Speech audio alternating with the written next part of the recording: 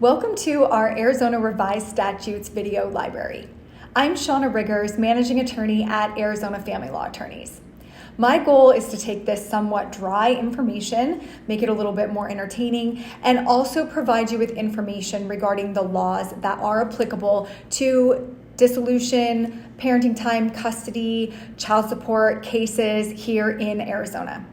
This is being filmed in 2023, so it's important that if you're seeing that afterwards, that you double check the statute to make sure that it is the most current version. And if you have any questions regarding any of the material, as always, please feel free to reach out to us here at Arizona Family Law Attorneys, where we provide peace of mind as there is no substitute. 25.314, Pleadings, Content, Defense, Joinder Parties, Confidentiality. A verified petition in a proceeding of dissolution of marriage, annulment, or legal separation shall allege that the marriage is irretrievably broken or void, that one or both of the parties desire to live separate and apart, or if the marriage is a covenant marriage, any of the grounds prescribed in section 25.903 or 25.904, whichever is appropriate, and shall set forth 1. The birth date, occupation, and address of each party and the length of domicile in the state. 2. The date of marriage, the place at which it was performed, and whether the marriage is a covenant marriage. 3. The names, birth dates, and addresses of all living children, natural or adopted, common to the parties, and whether the wife is pregnant. 4. The details of any agreements between the parties as to support, legal decision-making and parenting time of the children, and maintenance of a spouse. 5. The relief sought. B. Either party to the marriage may initiate the proceeding. C. The only defense to a petition is 1.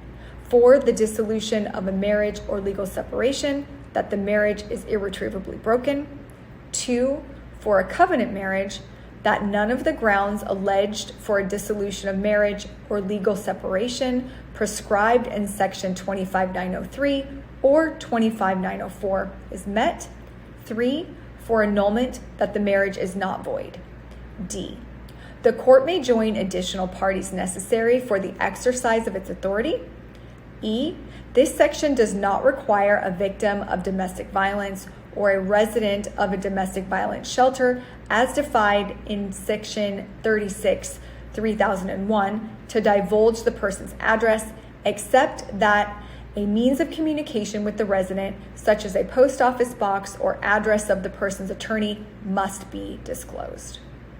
This statute is important because it outlines the grounds that the court will need to find in order to move forward. You have to make sure that you meet one of the grounds for annulment, or if you have a covenant marriage, that you meet one of those grounds, which we'll discuss in the future. You also need to provide the contact information. And as it states, also if there's been domestic violence or someone's living in a domestic violence shelter and needs to protect their address, they're able to do that through using a post office box or an attorney. You just want to make sure that you are meeting these requirements because they are necessary in order to make sure that your case can move forward to a final decree of dissolution, annulment, or legal separation.